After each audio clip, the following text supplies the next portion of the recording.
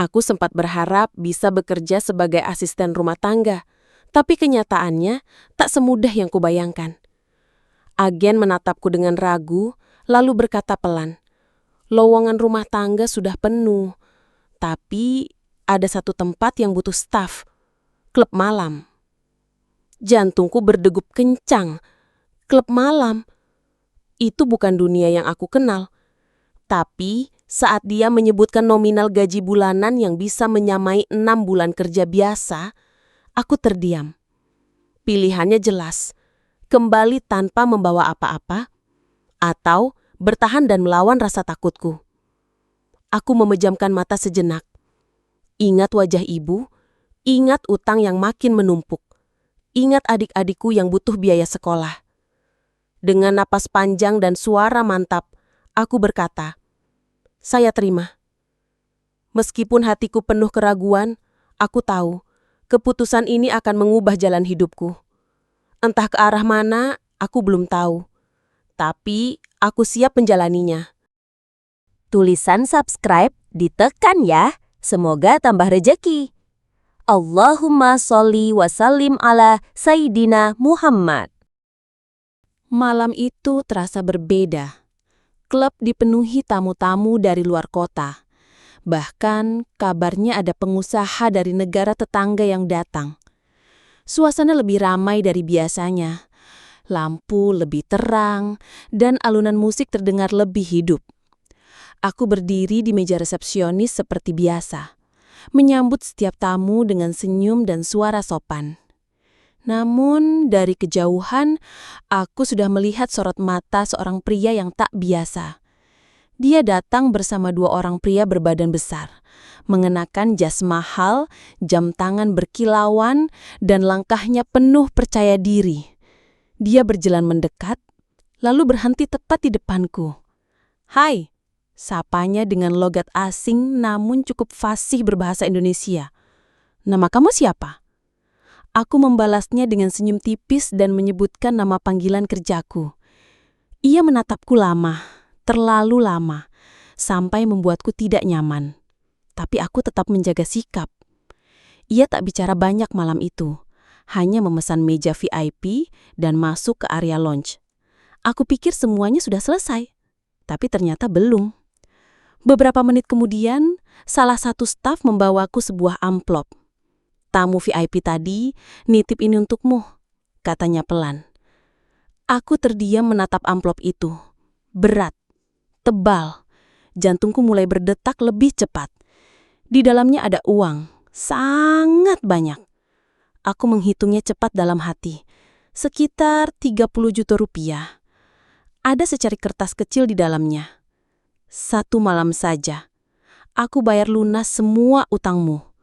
Dan di bawahnya, nomor kamar hotel tempat dia menginap. Tanganku gemetar. Amplop itu tetap ku genggam, tapi aku tidak tahu harus berbuat apa. Dalam pikiranku, langsung terbayang wajah ibu yang kelelahan, ayah yang butuh obat, dan utang yang semakin menumpuk. 30 juta bukan jumlah kecil. Itu bisa menyelamatkan keluargaku dari lilitan bunga pinjaman yang kejam. Itu bisa menjadi jalan pintas, jalan paling cepat.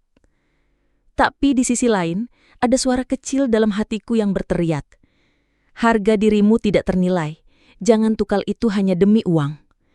Aku bimbang, sangat bimbang. Pandanganku kosong menatap lampu-lampu klub yang terus berkelip. Tubuhku berdiri di meja kerja, tapi pikiranku melayang entah kemana. Aku berjalan pelan ke ruang istirahat dan duduk sendiri di pojok ruangan. Aku buka dompet kecilku, kulihat foto keluarga. Ibu tersenyum, ayah sedang menggendong adik bungsuku. Air mataku jatuh begitu saja. Aku memeluk dompet itu erat. Dalam hati, aku tahu jawabannya. Beberapa saat kemudian, aku kembali ke meja depan. Aku lipat amplop itu rapi, lalu kuserahkan ke staf tadi sambil berkata pelan tapi tegas, "Tolong kembalikan ini. Katakan, saya tidak bisa." Staf itu terdiam, mungkin tak menyangka, tapi aku tetap berdiri tegak. Tak ada penyesalan di wajahku. Meski uang itu bisa menyelesaikan banyak hal, aku lebih memilih untuk tetap waras, tetap jujur pada diri sendiri. Aku percaya, kalau kita bertahan dalam prinsip, rezeki yang halal dan berkah akan datang dari jalan yang tidak pernah kita duga. Malam itu aku pulang ke kamar kosku dengan tubuh lelah dan hati yang tenang. Tidak semua godaan bisa ditolak semudah itu, tapi malam itu aku berhasil. Dan aku bangga, bukan karena bisa menolak uang, tapi karena bisa memenangkan diriku sendiri. Hari-hari berikutnya tak selalu mudah. Di balik senyum profesional yang terus kupasang di meja depan, ada tekanan yang tak terlihat siapapun. Setiap malam, selalu ada saja tamu yang mencoba melewati batas. Ada yang menggoda dengan kata-kata manis, ada pula yang secara terang-terangan mencoba menyentuh tanganku saat mengambil kartu reservasi. Awalnya aku hanya diam, tersenyum kaku dan menghindar halus.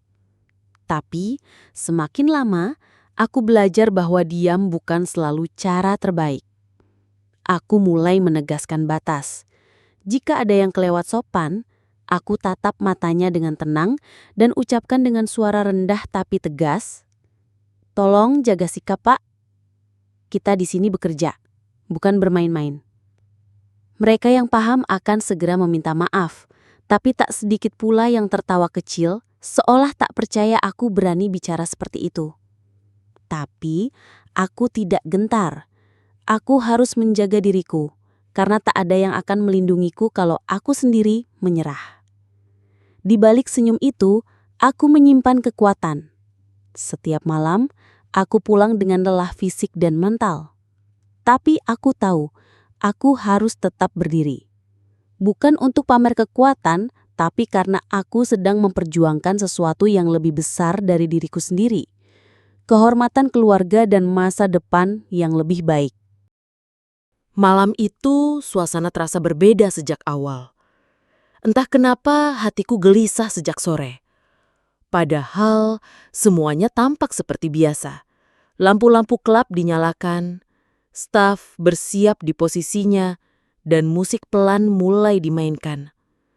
Tapi ada hawa yang membuatku tak tenang. Aku mencoba mengabaikannya. Tetap menjalankan tugas di meja penerima tamu dengan profesional. Satu persatu pengunjung datang. Sebagian sudah kukenal wajahnya. Tapi sekitar pukul 10 malam, sekelompok pria asing datang dengan langkah tergesa. Penampilan mereka mencolok, berpakaian rapi, tapi wajah mereka tampak merah karena minuman dan kasar. Mereka memesan meja VIP tanpa senyum, hanya menunjuk dan melempar kartu. Aku tetap melayani dengan sopan, meski dalam hati mulai waspada. Tak lama setelah mereka masuk, suasana di dalam mulai berubah. Musik masih berdentum, tapi terdengar teriakan dari arah lounge.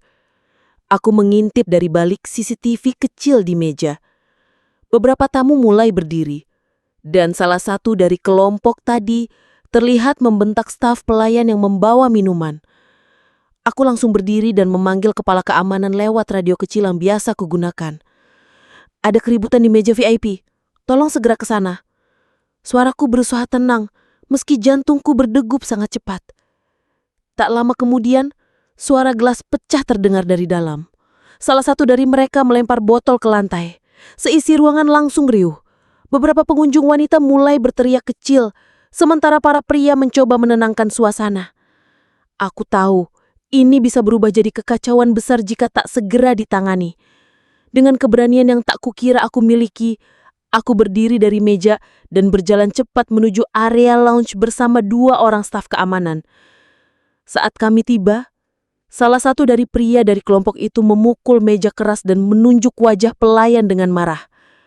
Aku berdiri di hadapan mereka, menahan rasa takut yang sudah sampai di ujung tenggorokan. "Pak, kami mohon tenang. Jika ada masalah, kita bisa bicarakan baik-baik. Tapi tolong, jangan merusak suasana di sini," kataku dengan suara pelan tapi jelas. Salah satu dari mereka menoleh ke arahku. Matanya merah, napasnya berat, dan ia melangkah ke arahku. "Kau siapa? Jangan ikut campur," bentaknya. Aku tetap berdiri tegak, tak mundur sedikit pun. "Saya staf di sini dan sudah menjadi tugas saya menjaga kenyamanan tempat ini. Jika Bapak tidak bisa tenang, kami punya prosedur keamanan yang akan kami jalankan. Untungnya, tim keamanan klub segera datang dan mengambil alih situasi. Mereka menenangkan kelompok itu sambil membawa salah satu pria keluar dari ruangan.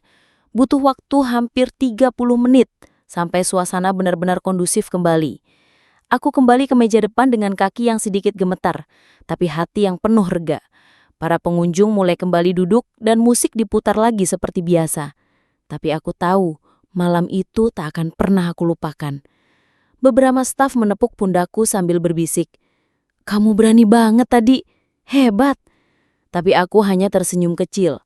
Dalam hatiku masih berkecamuk rasa takut dan syukur. Malam itu aku belajar satu hal. Kadang keberanian bukan berarti tak takut, tapi tetap berdiri meski hati bergetar. Saat klub tutup dan semua tamu telah pulang, manajer klub memanggilku ke ruangannya. Dia menatapku dengan serius lalu berkata, "Kami bangga padamu malam ini. Tak semua staf berani berdiri di depan tamu dalam situasi seperti tadi." Dia lalu menyerahkan sebuah amplop tebal. "Ini bonus untukmu, dan mulai bulan depan, gajimu kami naikkan." Aku tertegun, tak tahu harus berkata apa. Aku hanya bisa menunduk dan mengucapkan terima kasih berkali-kali. Malam itu, untuk pertama kalinya sejak aku bekerja di negeri orang, aku merasa dihargai bukan karena wajahku, tapi karena sikapku. Dan itu adalah penghargaan yang jauh lebih berharga dari sekedar uang. Sorot matanya berubah, seperti tak menyangka bahwa aku berani bersikap sekeras itu. Tapi aku tak goyah. Meski kakiku bergetar, aku berdiri tegak, tak mengalihkan pandangan. Beberapa staf lain mulai mendekat, siap membantuku. Namun sebelum mereka sampai, pria itu malah tertawa keras dan berkata, "Berani juga kamu ya, tapi ingat, kerja di tempat seperti ini, kamu pasti tahu resikonya." Aku menatapnya dalam-dalam. Lalu dengan suara pelan tapi jelas, aku berkata, "Justru karena saya tahu resikonya, saya belajar untuk berkata tidak, karena saya punya batas." Kata-kata itu keluar dari hatiku yang paling dalam. Mungkin terdengar sederhana, tapi bagiku itu adalah bentuk pertahanan terakhir atas harga diriku. Saat itu, kepala keamanan datang dan langsung menarik pria itu menjauh. Ia dibawa keluar dengan pengawalan ketat, sementara aku tetap berdiri di tempat, mencoba menenangkan diriku. Tanganku dingin, keringat dingin mengalir di pelipis, tapi aku tidak menyesal sedikit pun. Hari itu aku belajar bahwa melindungi diri bukan hanya soal fisik, tapi juga soal keberanian untuk berkata tegas. Setelah kejadian itu, banyak staf menghampiriku diam-diam. Ada yang memuji, ada yang hanya memberi anggukan hormat. Bahkan manajer klub kembali menemuiku dan berkata, "Kamu bukan hanya pekerja keras, tapi kamu punya keberanian yang tak banyak dimiliki orang lain." Aku hanya tersenyum, bukan karena bangga, tapi karena lega. Malam itu, aku bukan hanya melawan gangguan dari pria mabuk, tapi aku melawan ketakutanku sendiri, dan menang. Setelah insiden besar itu, suasana di klub sedikit berubah. Para staf menjadi lebih kompak, lebih waspada. Dan aku mulai lebih sering memandang keluar jendela saat jam istirahat. Melihat lampu-lampu kota yang terang, aku justru merasa semakin rindu gelapnya langit desa. Tenang, damai, dan jujur. Di tengah hiruk-pikuk pekerjaan yang mulai stabil, pikiranku mulai melayang ke kampung halaman. Aku menghitung-hitung kembali. Gaji bulananku kini lebih dari cukup. Beberapa bulan terakhir aku hemat luar biasa. Dan sebagian besar hutang orang tuaku sudah terbayar. Sisa tabungan cukup jika aku ingin pulang dan memulai hidup baru. Yang menarik, sejak awal aku memang tidak menandatangani kontrak panjang. Aku bekerja di tempat itu hanya berdasarkan kepercayaan. Dan manajer pun tidak pernah memaksaku. Aku mulai merasa bahwa Tuhan memang membuka jalan ketika niat hati lurus. Aku tidak ingin selamanya berada di dunia ini. Bukan karena pekerjaannya saja, tapi karena jiwaku tidak tenang. Setiap malam setelah klub tutup dan aku menatap wajahku di cermin, selalu ada bisikan hati. "Sampai kapan kamu bertahan di sini?" Akhirnya, pada suatu malam setelah semua pengunjung pulang, aku memberanikan diri menemui manajer. Dengan tenang, aku bicara. Terima kasih atas semua kesempatan dan kepercayaan. Tapi saya ingin pulang. Saya sudah cukup. Dia menatapku lama, seolah mencari tahu apakah aku benar-benar yakin. Tapi kemudian dia tersenyum. Kamu berbeda dari yang lain. Kalau itu keputusanmu, saya hormati. Pulanglah dengan bangga. Malam itu aku menangis, bukan karena sedih, tapi karena lega. Akhirnya, aku bisa meninggalkan semuanya dalam keadaan terhormat. Aku tidak lari dari masalah, tapi menyelesaikannya. Dan kini, aku siap menutup satu bab kehidupan dan membuka lembaran baru di tanah kelahiranku sendiri. Hari keberangkatan pun tiba. Dengan satu koper sederhana dan hati yang penuh harap, aku melangkah meninggalkan apartemen yang selama ini menjadi saksi bisu perjuanganku. Tak ada pesta perpisahan. Hanya beberapa pelukan hangat dari rekan kerja yang pernah bersamaku melewati malam-malam panjang. Di dalam pesawat, aku duduk di dekat jendela, menatap awan di langit. Aku teringat semua yang telah kulalui, dari keputusan nekat meninggalkan kampung hingga bekerja di tempat yang tak pernah terbayang sebelumnya. Tapi aku bersyukur, karena di tengah gelapnya dunia malam, aku tak pernah kehilangan cahaya di hati. Setibanya di tanah air, aku sujud syukur di bandara. Langit Indonesia terasa lebih hangat. Aku kembali bukan sebagai korban, tapi sebagai pejuang yang pulang dengan kemenangan. Aku tak membawa harta berlimpah, tapi aku membawa kehormatan, pelajaran hidup, dan keberanian yang tak ternilai. Kini, tugasku adalah menata hidup dari awal, membalas pengorbanan orang tua, dan menjalani hari-hari dengan tenang. Karena seberapa jauh pun kita melangkah, rumah tetap tempat paling tulus untuk kembali. Dan aku pulang dengan kepala tegak. Hari keberangkatan pun tiba. Dengan satu koper sederhana dan hati yang penuh harap, aku melangkah meninggalkan apartemen yang selama ini menjadi saksi bisu perjuanganku. Tak ada pesta perpisahan. Hanya beberapa pelukan hangat dari rekan kerja yang pernah bersamaku melewati malam-malam panjang. Di dalam pesawat, aku duduk di dekat jendela, menatap awan di langit. Aku teringat semua yang telah kulalui, dari keputusan nekat meninggalkan kampung hingga bekerja di tempat yang tak pernah terbayang sebelumnya.